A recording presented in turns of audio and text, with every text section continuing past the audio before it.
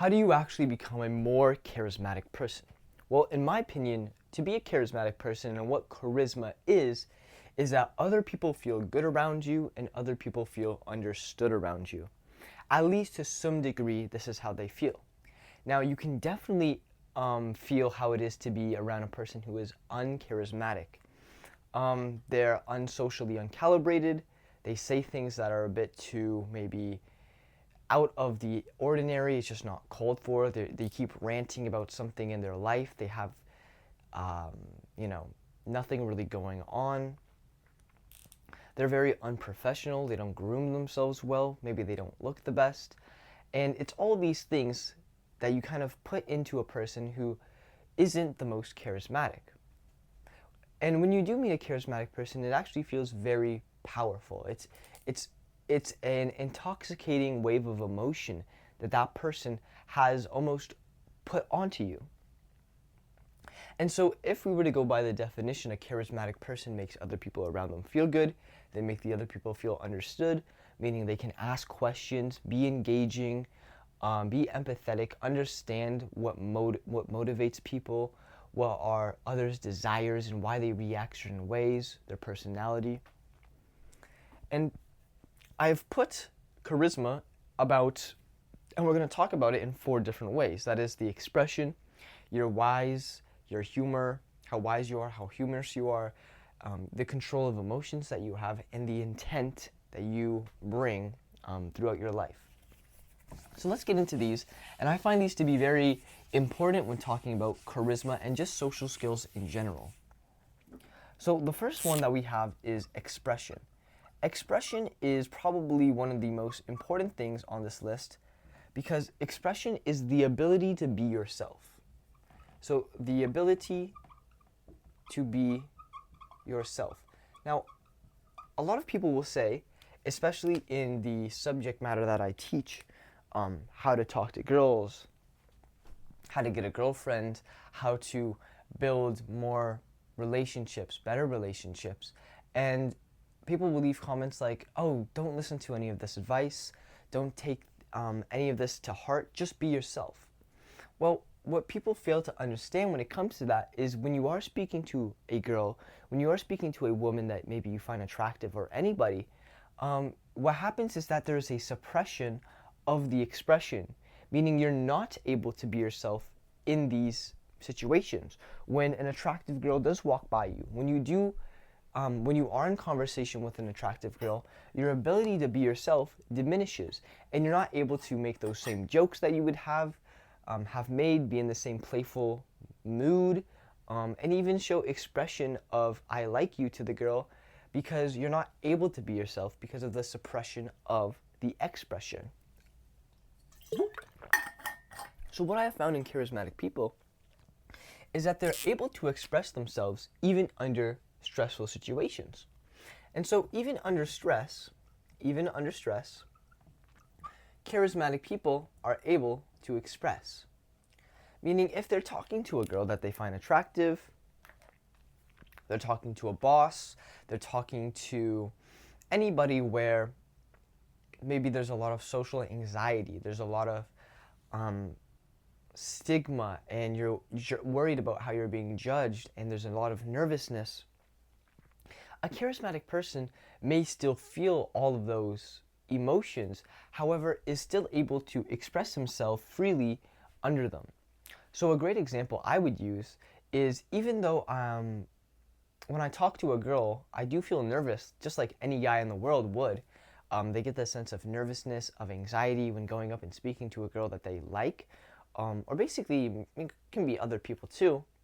But what I have found is that, hey, if I'm not able to express myself whilst in this conversation, I know that this is not going to be going anywhere, and I know that I'm not going to be being myself. I'm not going to put on my best self. So even if this does work out, I wouldn't want it to work out like that. And 90% of the times it will not work out if you're not able to express yourself freely. So what happens when I'm speaking to a girl that I find attractive and I'm talking to her and I feel stress or I feel this nervousness that I have, the next feeling I get after that is, oh, I can't feel this way. I can't feel nervous because this is stopping me from being myself. And when I have that thought and then I just go into being myself, being more authentic, being more laid back and calm in my body, what happens is that my brain catches up and I actually do feel the genuine emotion of being myself, of being expressive. And so when you are talking to someone, say someone new, say a girl that you like, the ability to have expression, confident expression, you can still express yourself, but if it comes off very meek, well, objectively, it's going to be less attractive than someone who is more confident in themselves.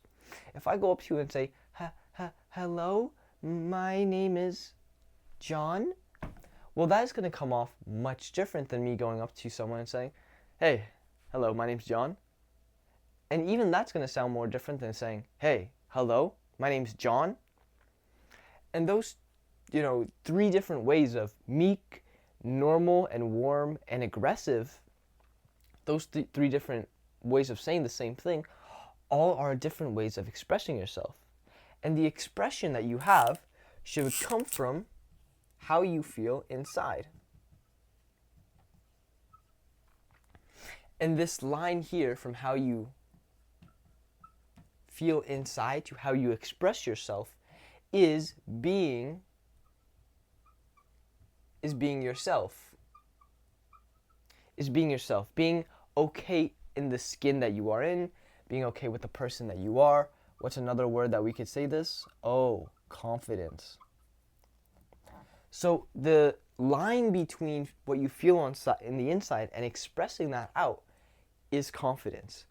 There's been so many times where I've wanted to say something, either in a conversation with a group or just talking to someone one-on-one, and I haven't been able to say that, what I've been thinking in my head because of fear of what the other person will think of me, a fear of how I will sound, a fear of so many things that are just so dumb. And what is happening is I feel and I'm thinking something inside, and I want to say it to the group, I want to express it, but I don't have the confidence of me being myself, being comfortable in my skin, being comfortable with any pushback or things I may experience, and so I don't express myself. And this is the first thing about being a charismatic person, is that they're able to express themselves genuinely from the inside, which in by itself is what confidence is.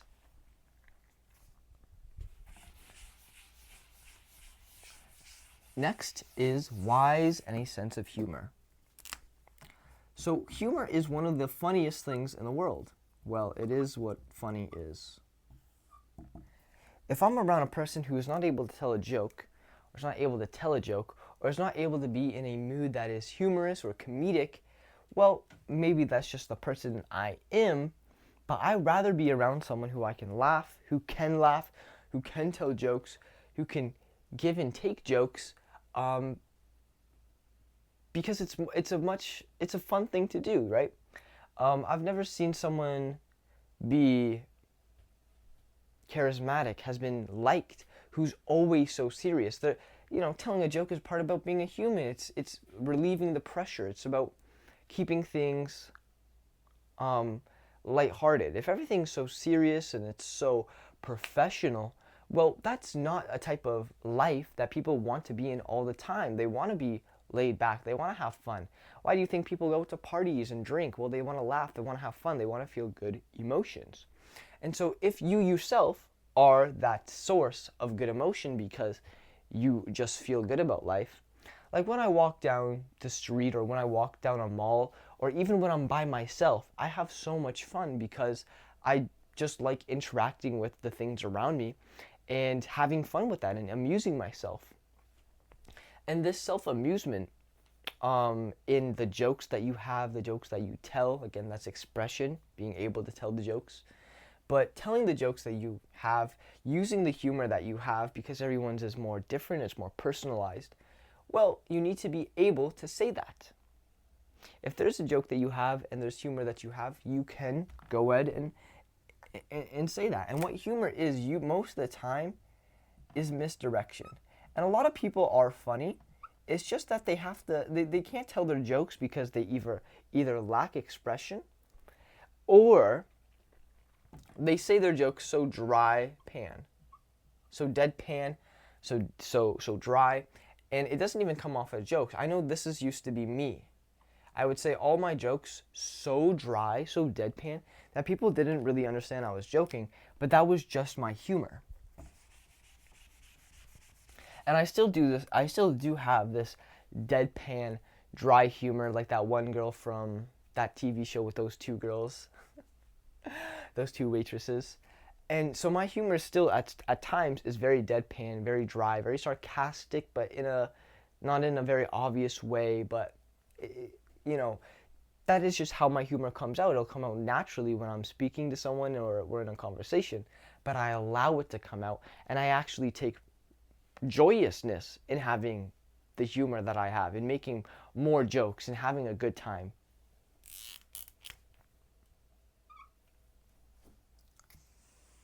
And so humor is, can be misdirection, but if we're just being more, it's being playful. It's being playful. That's what humor is. And then being wise is being able to tell your experiences and stories. This doesn't have to be all your experiences and stories. These just are experiences and stories. They can be personal, they can be from other people's lives, they can be from your friends' lives, but it's able to have these and tell them. And so one of the stories that I love to tell is maybe, let's see, what's a story I could tell? Let's tell, here, okay, I was working at my job one day, and it was maybe 11 o'clock in the morning, and I was just scanning some items when an Asian man, a bit older, came up to me, and he had either some type of mental illness or some type of social depravity, because he was not interacting with me like a normal human would.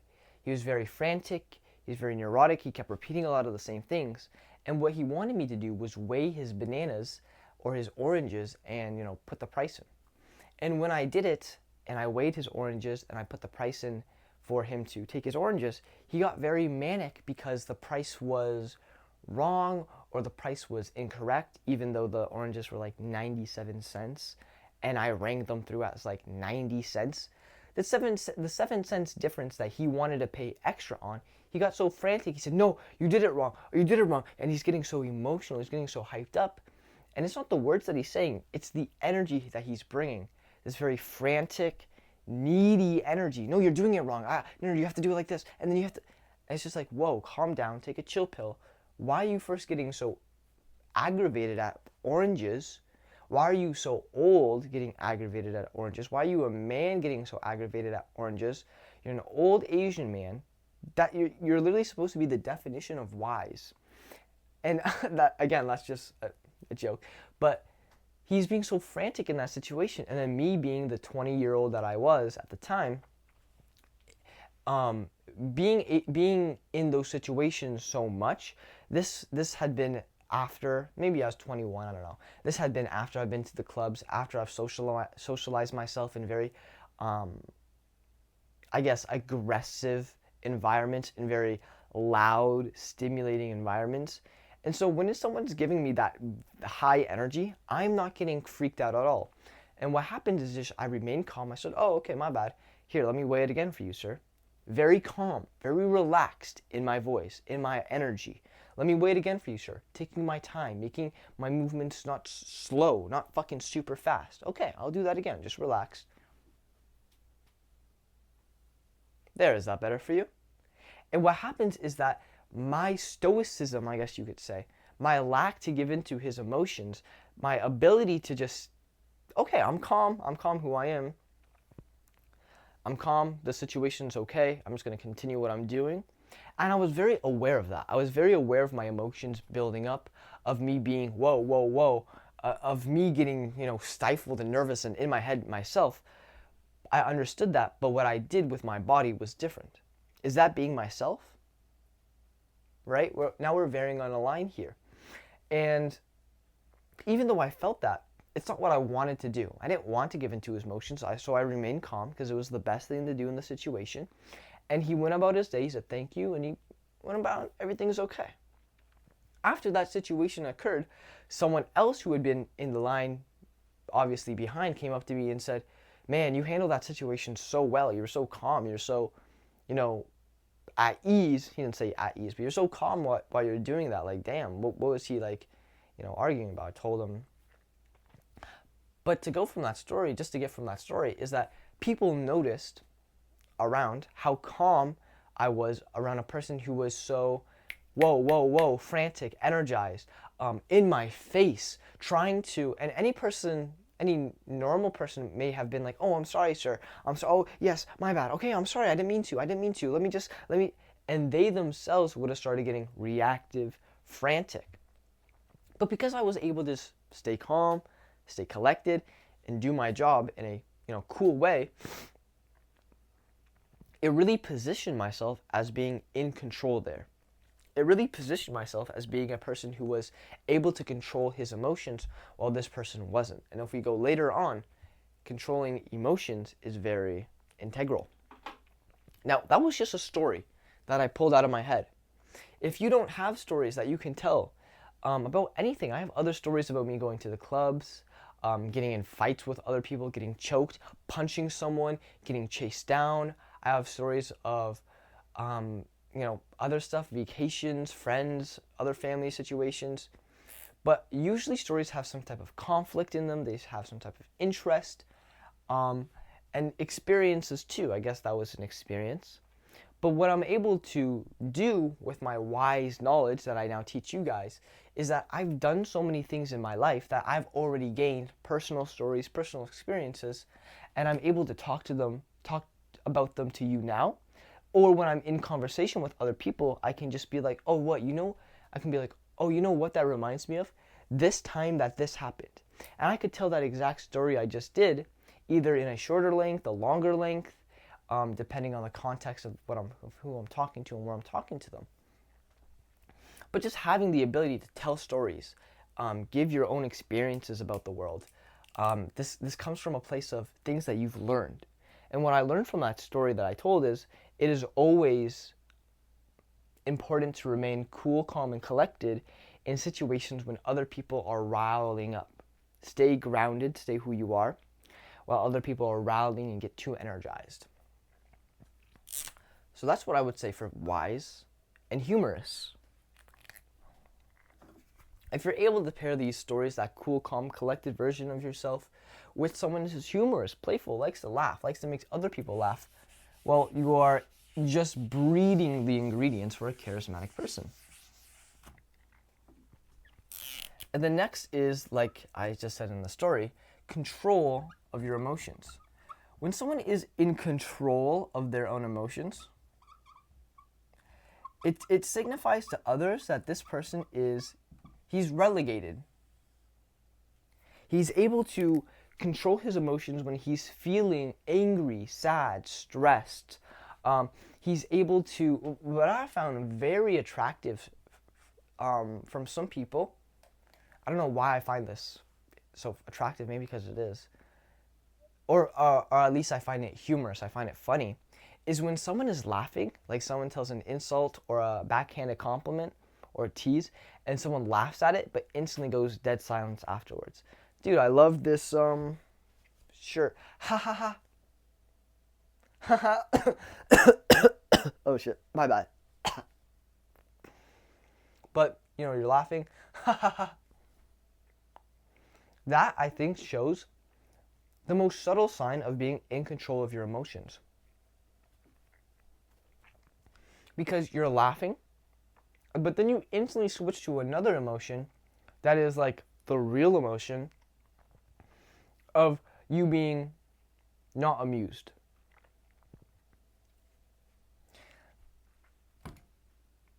I think that's a good example of being in control of your emotions. Someone says something, again, mean, insulting, backhanded, a tease or something, and you laugh at it, and then you go deadpan afterwards. Ha ha ha. Fuck you.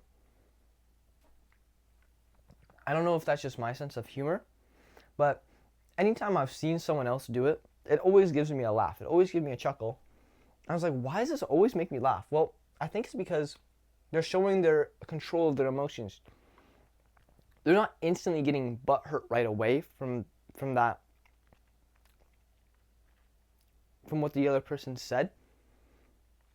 But they're not also just faking a laugh. They're showing both the emotions, and it's obvious that they're very in control of it, where they're able to laugh and show that they don't take it too seriously, but they're also able to immediately switch it up and say, don't do that again, or this did hurt me, with their body language, with their expressions, with their face.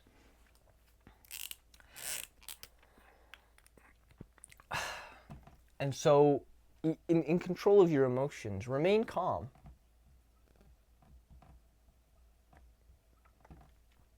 I know a lot of times when a guy is talking to a girl, or he's talking to a boss or a coworker, or a prospect or a client, that he may get nervous. And because of that nervousness, it comes out again in his body language. Same thing when I was talking to that older Asian man. If I were to get nervous and not be in control of my emotions, I myself would have become frantic, in my head smaller. I would have felt all these different things. But because I was able to control my emotions, meaning I feel what's happening inside, however, I can still dictate myself to do what I like, to do what I want, I am in control. My emotions do not control me. I control my emotions, or myself at least. Another way of looking at this, control of your emotions, is discipline. If I go to the gym and I really don't want to, I don't want to get out of bed, I want to scroll on my phone for another hour, I want the comfiness of my bed, the coziness, but I know that I need to do this, that I should get out of bed and I should start working, well, I'm in control of my emotions. I'm able to understand and look at the emotions I'm feeling, however, act how I need to act. And this is a vital part of not only being what I say a good human being, a man, even a woman can do this. It's just, I don't know, it's one of those things where you don't see it often, but when you do, you say, oh, that person understands themselves. That person understands themselves and also shows a lot of attractive qualities. Discipline is one of them. In control of their emotions. It's almost like they know what they want. They know what they want and they know how to go about doing that.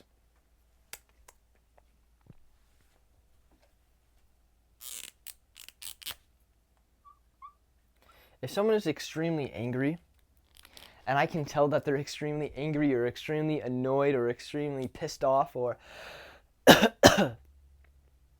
or something, and it's justified, and they're still able to keep that, be in control of their emotions when they should be raging and spazzing,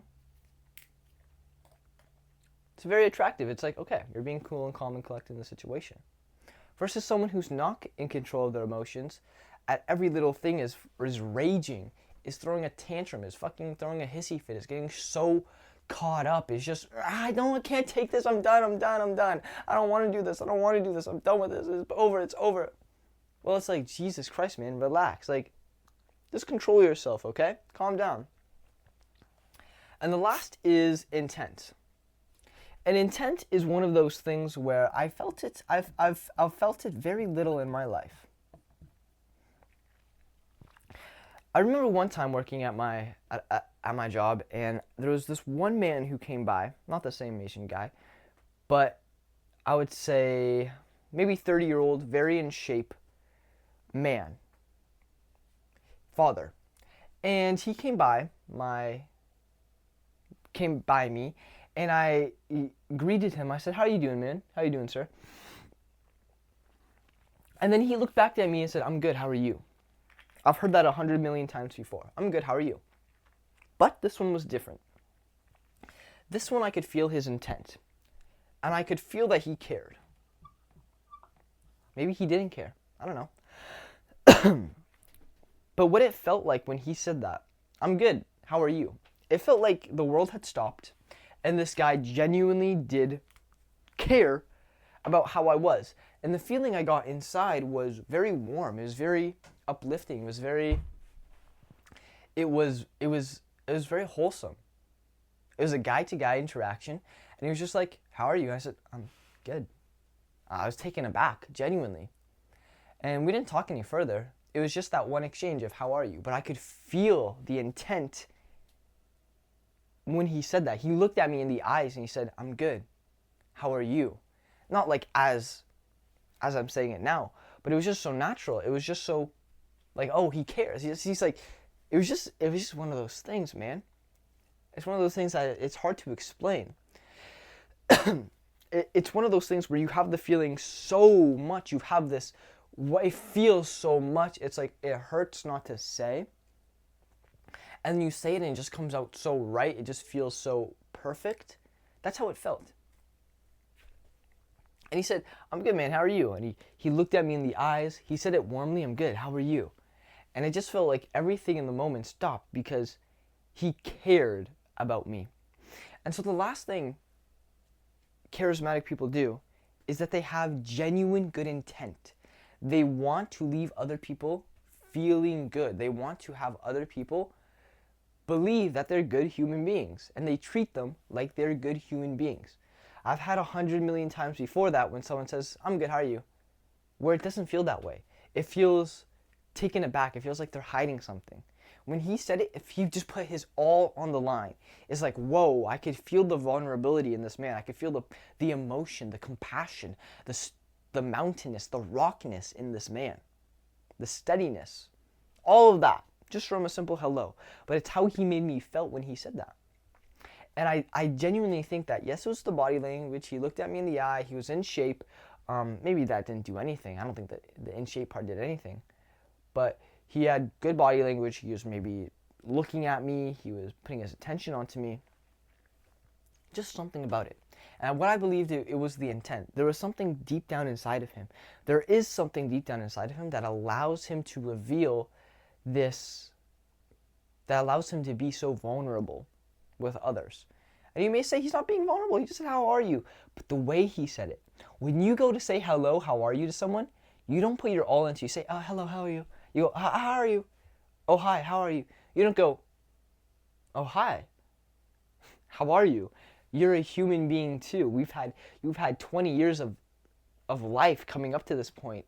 You've emotion, good days, horrible days, crying, joy, all of this stuff. You are such a human. How are you?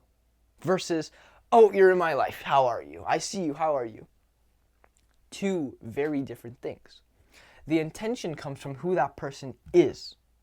When I talk to someone, I genuinely, like, they're a human. I'm not trying to be mean. I'm being myself. I'm exposing myself. I'm not putting up a shield. I'm not putting up anything else. I'm being completely transparent.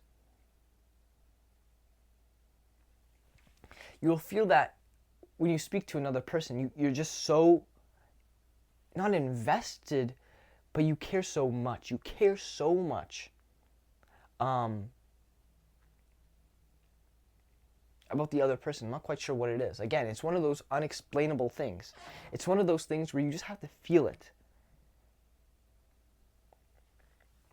Okay, I don't want to ramble too much, so this has been this video.